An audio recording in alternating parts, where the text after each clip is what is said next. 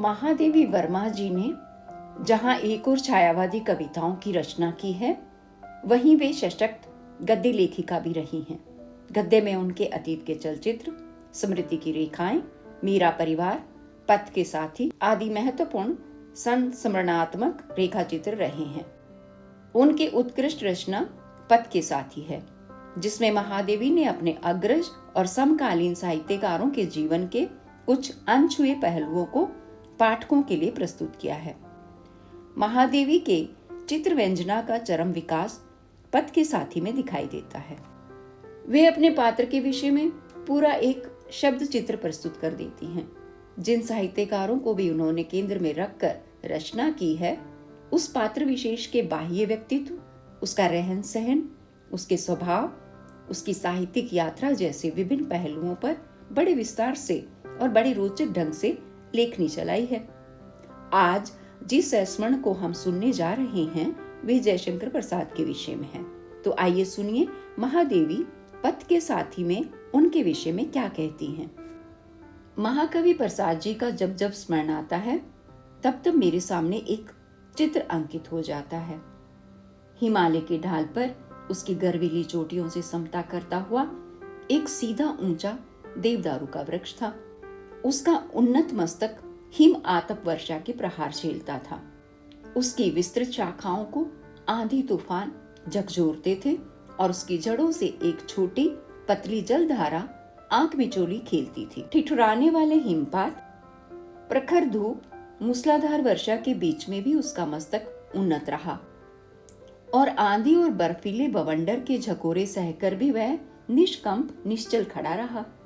पर जब एक दिन संघर्षों में विजयी के समान आकाश में मस्तक उठाए आलोक स्नात वह उन्नत और हिम की रेटिनी चोटियों से अपनी ऊंचाई नाप रहा था, तब एक विचित्र घटना घटी।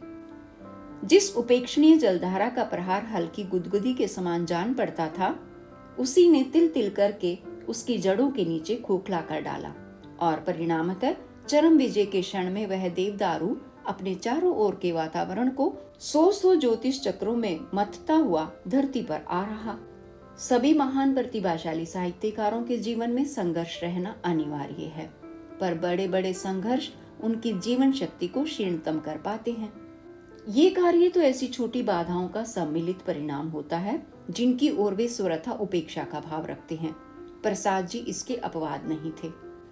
मेरे चित्र की पृष्ठभूमि में उनका साहित्य, मेरा कुछ घंटों का परिचय और कुछ परिचित स्तुति निंदा परक कथाएं ही हैं।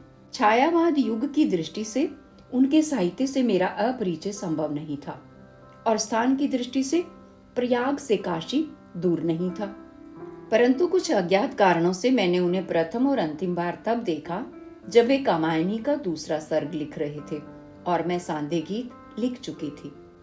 पर उनका ये दर्शन भी न किसी अखिल भारतीय साहित्य सम्मेलन के विवादी मेघ गर्जन में हुआ और न किसी अखिल भारतीय कवि सम्मेलन में 7 स्वर समुद्रों के मंथन के बीच, न भाषण के अजस्त्र प्रवाह में, न फूल मालाओं के घटाटोप में। काशी में उनका दर्शन अपनी कवित्वहीनता में विचित्र है। भागलपुर से प्रयाग आते जाते मार्ग में जब तक काशी पड़ जाती थी। एक बार प्रसाद के दर्शनार्थी मैंने कुछ घंटों के लिए यात्रा भंग की, पर मैं और मेरे साथ आने वाला नौकर दोनों ही काशी की सड़कों और गलियों से सर्वथा अपरिचित थे। कवि प्रसाद को सब जानते होंगे, इसी विश्वास से कई तांगे वालों से पूछताछ की, पर परिणाम कुछ न निकला। निराश होकर जब स्टेशन के वेटिंग रूम में लौटने वाली थी, तब एक ने प्रश्न किया, क्या सुंगनी साहू के घर जाना है? सुंगनी साहू का रूढ़ अर्थ ग्रहण करने में मैं असमर्थ रही। समझा तंबाकू के चूर्ण का बांस लेने वाले कोई साहूकार होंगे। फिर अर्थ को और स्पष्ट करने के लिए पूछा, सुंगनी साहू क्या काम करते हैं? तंबाकू की दुकान करते हैं। सुनकर तांगे वाले पर अकारण ही क्रोध आने लगा। प्रसाद जैसा महान कवि तंबाकू की दुकानदारी जैसा गद्यात्मक कार्य कैसे कर सकता है? कुछ सवगत और कुछ तांगे वाले के अज्ञान कानों के लिए कहा, मुझे किसी तंबाकू की दुकान वाले सेठ जी के यहाँ नहीं जाना है। जिनके यहाँ जाना है वे कविता लिखते हैं। तांगे वाला भी साधारण नहीं था। इसी से उसने परास्त न होने की मुद्रा में उत्तर दिया, हमारे सुंगुनी साहब भी बड़े बड़े कवित्व लिखते हैं। तब मैंने सोचा संभव है ऐसे कवित्व लिखने में ख्यात सुंगनी साहू प्रसाद जैसे कवि से अपरिचित न हो। स्टेशन पर कई घंटे बिताने से अच्छा है कि सुंगनी साहू से पता पूछूं। आकाश को नीले कपड़े की चीरों में विभाजित कर देने वाली काशी की गलियों में प्रवेश कर मुझे सदा ऐसा लगता है मानो मैं किसी विशालकाय अजगर के उदर में घूम रही हूँ, जिसने अपनी सांसों से मुझे ही नहीं कुछ दुकानों को भी अपने भीतर खींच लिया है और अब बाहर आने का एकमात्र द्वार उसका मुख बंद हो गया है। अंत में जहां तक तांगा जा सका वहां तक तांगे में, उसके उपरांत कुछ दूर पैदल चलकर हम एक सफेद पुते हुए मकान के सामने पहुंचे, जो अति साधारण और असाधारण के बीच की मध्यम स्थिति रखता था। कहलाया प्रयाग से महादेवी आई हैं। सोचा यदि गृह स्वामी प्रसाद जी ही होंगे तो मेरा नाम उनके लिए सर्वथा अपरिचित न होगा, और यदि कोई सुंगनी साहू ही हैं तो शिष्टाचार के नाते ही बाहर आ जाएंगी। प्रसाद जी स्वयं ही बाहर आए। उनका चित्र उन्हें अच्छा हृष्ट पुष्ट स्थविर बनाता है, पर स्वयं न वे इतने हृष्ट जान पड़ते हैं और न उतने पुष्ट ही। न अधिक ऊंचा न नाटा, मझोला कद, न दुर्बल न स्थूल, छरहरा शरीर, गोर वरण, माथा ऊंचा और प्रशस्त, बाल न बहुत घने न विरल, कुछ भूरापन लिए काले, चौड़ाई लिए मुख, मुख की तुलना में कुछ हल्की सुडोल नासिका, आंखों में उज्जवल दीप्ति, होठों पर अनायास आने वाली बहुत स्वच्छ हंसी, सफेद खादी का धोती कुर्ता। उनकी उपस्थिति में मुझे एक उज्जवल स्वच्छता की वैसी अनुभूति हुई जैसी उस कमरे में संभव है जो सफेद रंग से पुता और सफेद फूलों से सजा हो। उनकी सतवीर जैसी मूर्ति की कल्पना खंडित हो जाने पर मुझे हंसी आना ही स्वाभाविक था। उस पर जब मैंने अनुभव किया कि प्रसाद जी ही सुंगुनी साहू हैं, तब हंसी ही रोकना असंभव हो गया। उन दिनों मैं बहुत अधिक हंसती थी और मेरे संबंध में सबकी धारणा थी कि मैं विषाद की मुद्रा और डबडबाई आंखों के साथ आकाश की ओर दृष्टि किए होले होले चलती और बोलती हूँ। मेरी हंसी देखकर या मुझे मेरी भारी भरकम नाम के विपरीत देख प्रसाद जी ने निश्चल हंसी के साथ कहा, आप तो महादेवी जी नहीं जान पड़ती। मैंने भी वैसे ही प्रश्न में उत्तर दिया, आप ही कहाँ कवि प्रसाद लगते हैं जो चित्र में बोध भिक्षु जैसे हैं। उनकी बैठक में ऐसा कुछ नहीं दिखाई दिया जिसे सजावट के अंतर्गत रखा जा सके। कमरे में एक साधारण तख्त और 2-3 सादी कुर्सियां, दीवार पर 2-3 चित्र, अलमारी में कुछ पुस्तकें। यदि इतने महान कवि रहने के स्थान में मैंने कुछ असाधारणता पाने की कल्पना की होगी तो मेरे हाथ निराशा ही आई। उन दिनों वे कामायनी का दूसरा सर्ग लिख रहे थे। क्या लिख रहे हैं पूछने पर उन्होंने प्रथम सर्ग का कुछ अंश पढ़कर सुनाया। वेदों में अनेक कथानक बहुत नाटकीय हैं और उनमें से किसी पर भी एक अच्छा महाकाव्य लिखा जा सकता था। उन्होंने ऐसा कथानक क्यों चुना जिसमें कथा सूत्र बहुत सूक्ष्म है? ऐसी जिज्ञासाओं के उत्तर में उन्होंने कामायनी संबंधी अपनी कल्पना की कुछ विस्तार से व्याख्या की। उनकी धारणा थी कि अधिक नाटकीय कथाओं की रेखाएं इतनी कठिन हो गई हैं कि उन्हें अपने दार्शनिक निष्कर्ष की ओर मोड़ना कठिन होगा। युग की किसी समस्या को प्राचीन कलेवर में उतारना तभी संभव हो सकता है जब प्राचीन मिट्टी लोचदार हो। जो प्राचीन और कठिन होकर एक रूपरेखा पा लेती है, उसमें वह लचीलापन नहीं रहता जो नई मूर्तिमता के लिए आवश्यक है। इंद्र का व्यक्तित्व उनकी दृष्टि में बहुत आकर्षक रहस्यमय था, परंतु उसकी नाटकीय और बहुत कुछ रूढ़ कथा वस्तु कामायनी के संदेश को वहन करने में असमर्थ थी। ऋग्वेद कालीन वरुण के व्यक्तित्व और विकास के संबंध में भी उन्होंने अपना विश्लेषण दिया। वैदिक साहित्य और भारतीय दर्शन मेरा प्रिय विषय रहा है, अतः तत्संबंधी बहुत सी जिज्ञासाएं मेरे लिए स्वाभाविक थी।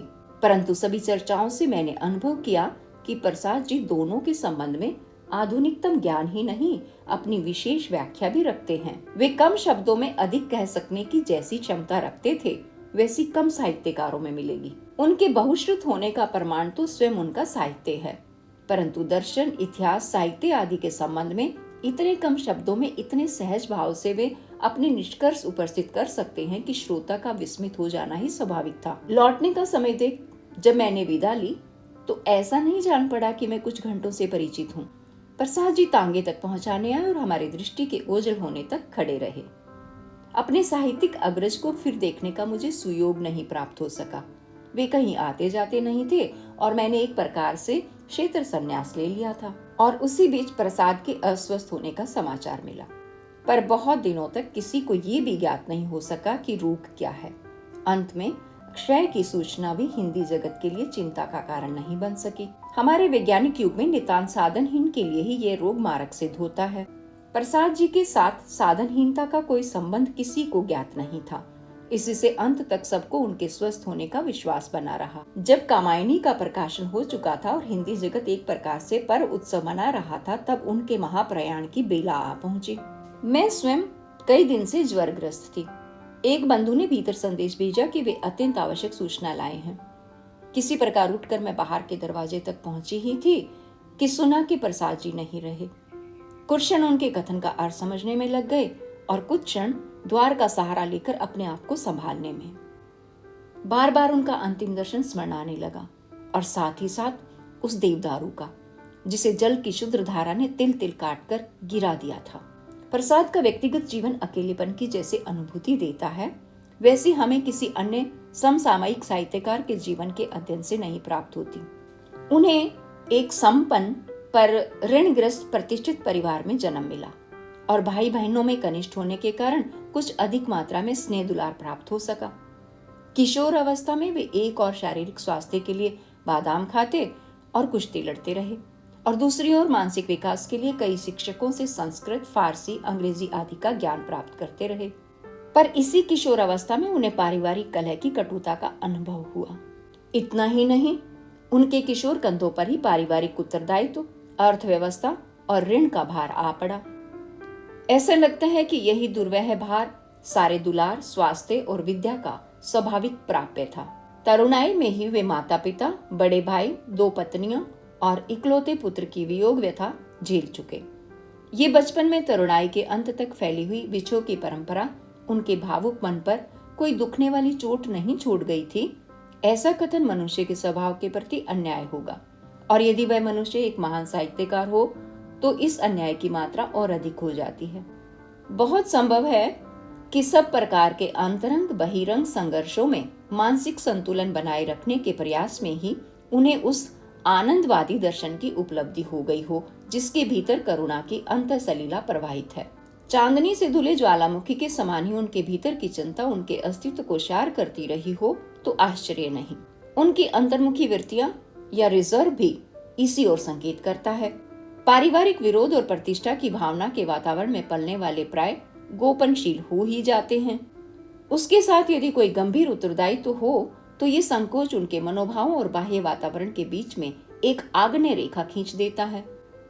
कण कण कटती हुई शिला के समान उनकी जीवनी शक्ति रिसती गई और जब उन्होंने जीवन में सब संघर्षों पर विजय प्राप्त कर ली तब वे जीवन की बाजी हार गए, जिसमें हार जाने की संभावना भी उनके मन में नहीं उठी थी। क्षय कोई आकस्मिक रोग नहीं है, वह तो दीर्घ स्वास्थ्यहीनता की चरम परिणति ही कहा जा सकता है। अस्वस्थ रहते हुए भी एक ओर वो अपनी लौकिक स्थिति ठीक करने में संलग्न थे और दूसरी ओर कामायनी में वे अपने संपूर्ण जीवन दर्शन को भावात्मक अवतार दे रहे थे। संभवतः रोग के निदान ने उनके सामने 2 विकल्प उपस्थित किए। ऐसी चिकित्सा प्रचुर व्यय साध्य होती है और कभी कभी रोग का अंत रोगी के साथ होने पर परिवार को आत्मीय जन की वियोग व्यथा के साथ विपन्नता का भार भी वहन करना पड़ता है। उनके सामने अकेला किशोर पुत्र था और अपने किशोर जीवन के संघर्षों की स्मृति थी। यह निष्कर्ष स्वाभाविक है कि वे अपने किशोर पुत्र के भविष्य पर किसी दुर्वह भार की काली छाया डालकर अपने इतिहास की पुनरावृत्ति नहीं करना चाहते थे। तब दूसरा विकल्प यही हो सकता था कि पतवार फेंककर तरी समुद्र में इस प्रकार छोड़ दें कि वह दिशाहीन बहती हुई जीवन मरण के किसी भी तट पर लग सके। उन्होंने इसी को स्वीकार किया और अपने अदम्य साहस और आस्था से मृत्यु की उत्तरोत्तर निकट आने वाली पगचाप सुनकर भी विचलित नहीं हुए। पर जीवन और मृत्यु के संघर्ष का ये रोमांचक पृष्ठ हमारे मन में एक जिज्ञासा की पुनरावृत्ति करता रहता है। क्या इतने बड़े कलाकार का कोई ऐसा अंतरंग मित्र नहीं था जो इस असम द्वंद के बीच में खड़ा हो सकता? संभवतः घर में कोई ऐसा बड़ा व्यक्ति नहीं था जिसका निर्णय निर्विवाद मान्य होता। संभवतः किशोर पुत्र के लिए पिता के हठ पर विजय पाना कठिन था। पर क्या ऐसे आत्मीय बंधु का भी उन्हें अभाव था जो उनके दुराग्रह को अपने सत्याग्रही विरोध से परास्त कर शय के चिकित्सालय केंद्रों तथा विशेषज्ञों का सहयोग सुलभ कर देता। कार्य के कारण की ओर चले तो विश्वास करना होगा कि नहीं था। संपन्न, मधुरभाषी और हंसमुख व्यक्ति के साथ आनंद गोष्ठी में बैठकर हंस लेना सबके लिए सहज हो सकता है, परंतु किसी संक्रामक रोग से ग्रस्त मित्र की निष्प्रभ आंखों में मृत्यु के संदेश के अक्षर पढ़कर उसे बचाने के लिए कोई बाजी लगाना कठिन हो जाता है। प्रसाद जैसे मनस्वी और संकोची व्यक्ति के लिए किसी से स्नेह और सहानुभूति की याचना भी संभव नहीं थी। चंद्रगुप्त में सिंह रण के निम्न शब्दों में बहुत कुछ प्रसाद के बारे में बात भी हो तो आश्चर्य नहीं। अपने से बार बार सहायता करने के लिए कहने में मानव स्वभाव विद्रोह करने लगता है। ये सौहार्द और विश्वास का सुंदर अभिमान है। उस समय मन चाहे अभिनय करता हो संघर्ष से बचने का, किंतु जीवन अपना संघर्ष अंध होकर लड़ता है। कहता है अपने को बचाऊंगा नहीं, जो मेरे मित्र हों आवे और अपना प्रमाण दें।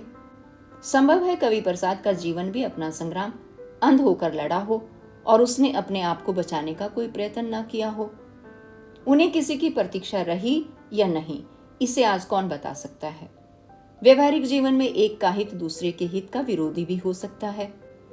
ऐसे व्यक्तियों की प्रसाद संबंधी स्मृति उनकी अपनी चोटों की स्मृति अधिक हो सकती है, प्रसाद की विशेषताओं की कम।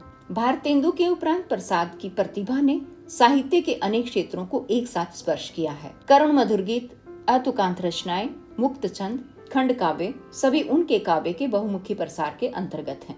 लघु कथा के वैचित्र्य से लंबी कहानियों की विविधता तक उनका कथा साहित्य फैला है। कंकाल उपन्यास के विषम नागरिक यथार्थ से तितली की भावात्मक ग्रामीणता तक उनकी उपन्यासिक प्रतिभा का विस्तार है। एकांकी, प्रतीक रूपक, गीति नाटक, ऐतिहासिक नाटक आदि में उन्होंने नाटकीय स्थितियों का संचयन किया है। उनका निबंध साहित्य किसी भी गंभीर दार्शनिक चिंतन को गौरव देने में समर्थ है। साहित्यिक प्रतिभा के साथ उनकी व्यवहार बुद्धि भी कुछ कम असाधारण नहीं है। धूमिल नए युग के काव्य और विचार को आलोक की पृष्ठभूमि देने के लिए ही उन्होंने इंदु, जागरण जैसे पत्रों की कल्पना को मूर्त रूप दिया। भारती भंडार का जन्म भी उनकी उसी बुद्धि का परिणाम है, जिसने युग की प्रत्येक संभावना को परखकर उसका उचित दिशा में उपयोग किया। उनका जीवन उनके कार्यों को देखते हुए घट में समुद्र का स्मरण दिलाता है। बुद्धि के आधिक्य से पीड़ित हमारे युग को प्रसाद का सबसे महत्वपूर्ण दान कामायनी है। अपने काव्य सौंदर्य के कारण भी और अपने समन्वयात्मक जीवन दर्शन के कारण भी। भाव और उसकी स्वाभाविक गति से बनने वाले जीवन दर्शन में सापेक्ष संबंध है। बहती हुई नदी का जल आदि से अंत तक ऊपर से कहीं तरंग आकुल, कहीं प्रशांत मंथर जल ही दिखाई देता है, परंतु वह तरलता किसी शून्य पर प्रवाहित नहीं होती। वस्तुतः उसके अतल अछोर जल के नीचे भी भूमि की स्थिति अखंड रहती है। इसी से आकाश के शून्य से उतरने वाले मेघ जल को हम बीच में तटों से नहीं बांध पाते, पर नदी के तट उसकी गति का स्वाभाविक परिणाम है। भाव के संबंध में यही सत्य है। जिसके तल में कोई संश्लिष्ट जीवन दर्शन नहीं है, उसे आकाश का जल ही कहा जा सकता है। जीवन को तट देने के लिए उसके आदि की इकाई को अंत की समष्टि में अस्मिता देने के लिए ऐसे दर्शन की आवश्यकता रहती है जिस पर श्रेय प्रेम में तरंगायत होकर सुंदर बन सके। यदि कोई भावधारा ऐसी संश्लिष्ट दर्शन भूमि नहीं पाती तो उसके स्थायित्व का प्रश्न संदिग्ध हो जाता है। यह दर्शन महाकाव्य की रेखाओं से जिस विस्तार तक घिर सकता है, उस विस्तार तक गीत से नहीं।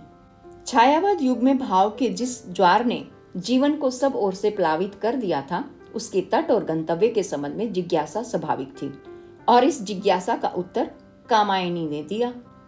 प्रसाद को आनंदवादी कहने की भी एक परंपरा बनती जा रही है, पर कोई महान कवि विशुद्ध आनंदवादी दर्शन नहीं स्वीकार करता, क्योंकि अधिक और अधिक सामंजस्य की पुकार ही उसके सृजन की प्रेरणा है और वह निरंतर असंतोष का दूसरा नाम है। आनंद अखंड घना था, कामायनी से बोला गया है, विश्व जीवन का चरम लक्ष्य हो सकता है, परंतु उसे इस चरम सिद्ध तक पहुंचाने के लिए कवि को तो निरंतर साधक ही बना रहना पड़ता है। सितार यदि समरसता पा ले तो फिर झनकार के जन्म का प्रश्न ही नहीं उठता, क्योंकि वह तो हर चोट के उत्तर में उठती है। और सम विषम स्वरों को एक विशेष क्रम में रखकर दूसरों के निकट संगीत बना देती है। यदि आघात या आघात का अभाव दोनों एक मौन और एक स्वर बन गए हैं, तब फिर संगीत का सृजन और लय संभव नहीं। प्रसाद का जीवन, बोध विचारधारा की ओर उनका झुकाव, चरम त्याग, बलिदान वाले करुण कोमल पात्रों की सृष्टि, उनके साहित्य में बार बार अनुगुंजित करुणा का स्वर आदि प्रमाणित करेंगे कि उनके जीवन के तार इतने सदे और खींचे हुए थे कि हल्की सी कंपन भी उनमें अपनी प्रतिध्वनि पा लेती थी। हमारे युग की समष्टि के हृदय और बुद्धि में जो भाव और विचार नीरव उमड़ घुमड़ रहे थे, उन्हें कवि ने जागरण के स्वर देकर मुखरित किया। पर जब हिमाद्री तुंग श्रृंग से माँ भारती ने ईश्वर साधक को पुकारा, तब वह अपनी वीणा रखकर मौन हो चुका था।